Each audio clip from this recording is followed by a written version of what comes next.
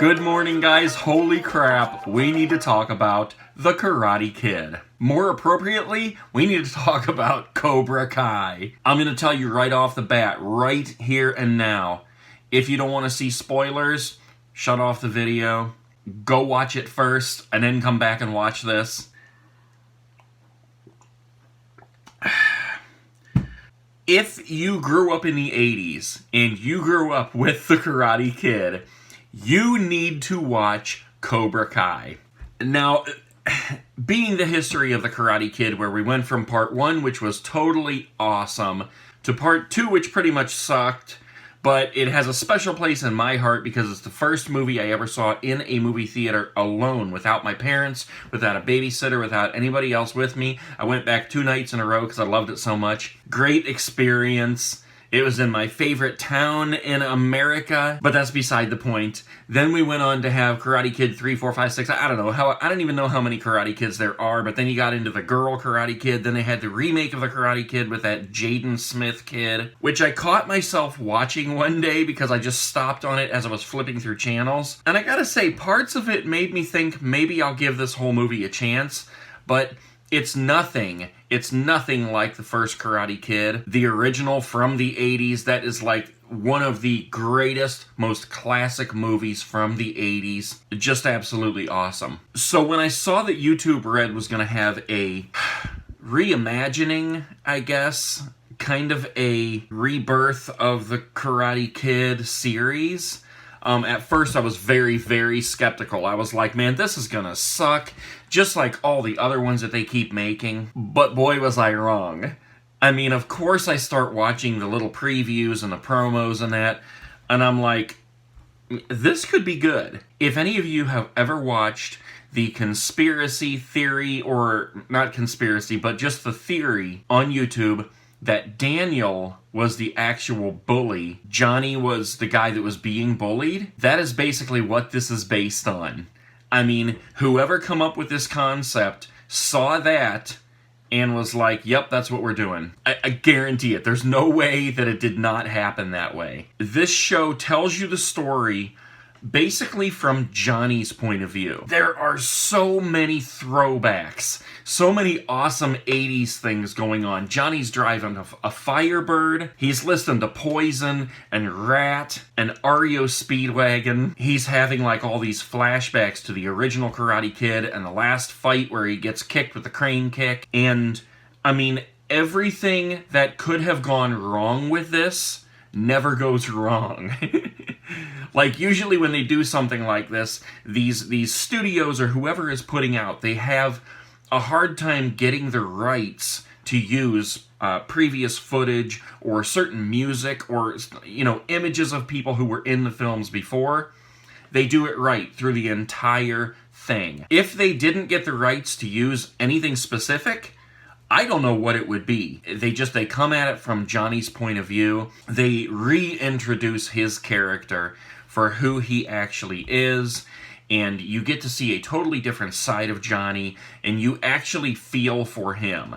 They want you to feel for him like he is the underdog. And in telling his story, even though in the original Karate Kid, he comes across like a dick. He's a bully, he's a dick, all his friends are too. In this one, they completely succeed at getting you on his side and rooting for him and Cobra Kai. It is unbelievable. I'm not even kidding. I was 5 minutes into the first show, and I was hooked. I mean, completely hooked. I do not have YouTube Red, but after 5 minutes in that first show, I bought it. It is just that good. The first 2 episodes are free. The first one is the reintroduction to Johnny. The second one is the reintroduction to Daniel. You see what I mean? They're so focused on Johnny and his story, I totally forgot Daniel's name. But it is just done so Well, Johnny has grown up just to be what you kind of expect a bully would grow up to be, and Daniel has grown up to be this completely successful rich guy who's well known. He's basically a celebrity. So they kind of both end up in an opposite place of where they were in the original movie. You know, Johnny was this rich kid, and Daniel was a poor kid. Now Daniel's a rich guy, and Johnny's a poor guy. They keep throwing surprises at you, too. Like, in the beginning, the conflict is with some people who the conflict does not end up being with at the end of the show. Whereas, like in the original Karate Kid, the conflict started with Johnny, and the conflict ends with Johnny. In this one, it takes some strange twists and turns. Some of it does feel unnecessary, and some of it feels like not as strong of a story as it could have been if they would have kept with the original group of kids who were causing problems. Say that, the original bullies, I guess. You'll just have to watch it and see what I mean. But I will tell you this, they took a lot of elements from the original Karate Kid and they said, this worked in the original movie, let's just do it again. But they did it in a way that was so right that you're not going, what? We already saw that. You're going, yes, sweet. They went back to golf and stuff. I mean, they revisit so many of the areas from the original movie. I would have to say, if there's one thing I would have loved to see that they did not do, I would have loved to see them bring back Allie. That's the character played by Elizabeth Shue in the original. My guess is they probably approached her with that, and she probably thinks she's too big of a star now to do that. Which, sorry Elizabeth Shue, but if you're watching, you're not. You should have done it. Seriously though, I mean, she's a great actress. She's been in a good handful of movies, but she's not too big of a star to revisit the movie that made her. Now, of course, Pat Morita has passed away, so he could not come back as Miyagi, but they did an excellent job of bringing him into the movie in a different way. It wasn't with a stupid hologram, and it wasn't with a dream sequence. They did it in a great way that was a great throwback to his character, and allowed him to not so much interact with Daniel, but to be there for Daniel in his memory, and kind of, you know, put him in his place in a point in the show where he needed to be put in his place, I guess. Maybe not so much that. Maybe that's not the right way to say it, but you get what I'm saying. They let him interact with that character, and they did it right. So yeah, in the end, guys, I mean, I binged this show last night. You know, I told you yesterday morning that it was going to be a bad day, and it was a rough day. It was a very rough day yesterday. I'm not going to get into that, but I needed something to just kind of let myself relax and come down from that day. And so I just thought, you know what, I'm going to binge the whole series.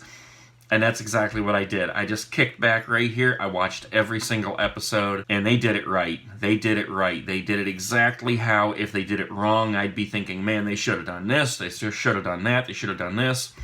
They did it right. The most important thing to me that they did right was they let Johnny be Johnny. This is not rated PG, and that was the right way to do it.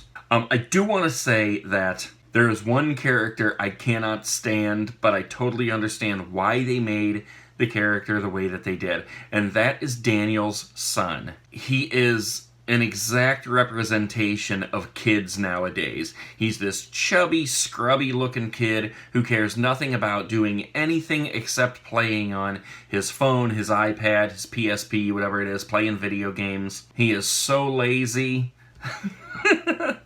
Has absolutely no get up and go, no motivation whatsoever, and I guarantee they did that for two reasons. One, because it is an exact representation of what kids are nowadays, which is just absolutely ridiculous.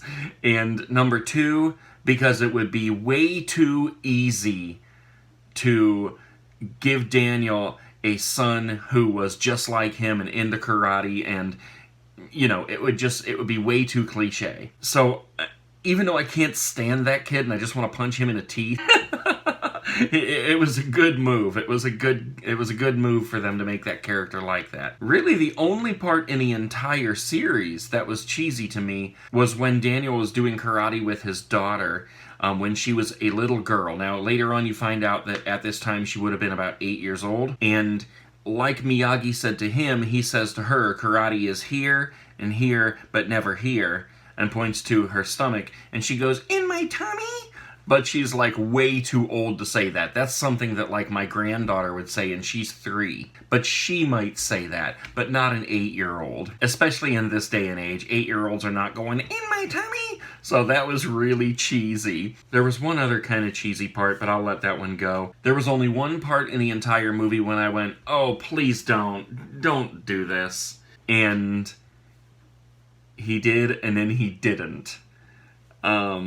And I suppose while I'm spoiling everything, I may as well tell you. If you remember back to the original movie, when Daniel gets hurt, and they're in the back at the All Valley tournament, and Miyagi goes and like fixes his arm. There's a part where this kid is hurt, and I'm thinking, oh please, let's not go there. That would ruin the whole series. And sure enough, Daniel stands up.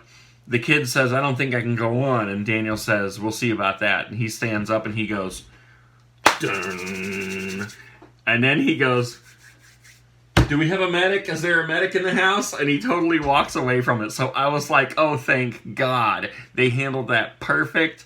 They let him walk away, but they also made you think it was about to turn really stupid. So they absolutely saved themselves on that, and it turned out to be a hilarious bit. It was awesome. I'm really happy and really proud of the guys who did the writing and put the whole thing together. Everything. I'm so happy about how it came together, being a giant Karate Kid fan myself.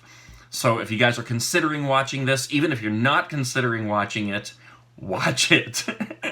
I honestly can't tell you how much you will enjoy it if you are not a Karate Kid fan, or if you didn't even see the Karate Kid, the original one. Maybe if you watch the original now and then you watch it, you'll appreciate it a little bit more for what it is. For somebody who is a huge Karate Kid fan, and it was a big part of my life when I was growing up as a kid, everything was the Karate Kid. It was done perfectly. It was great.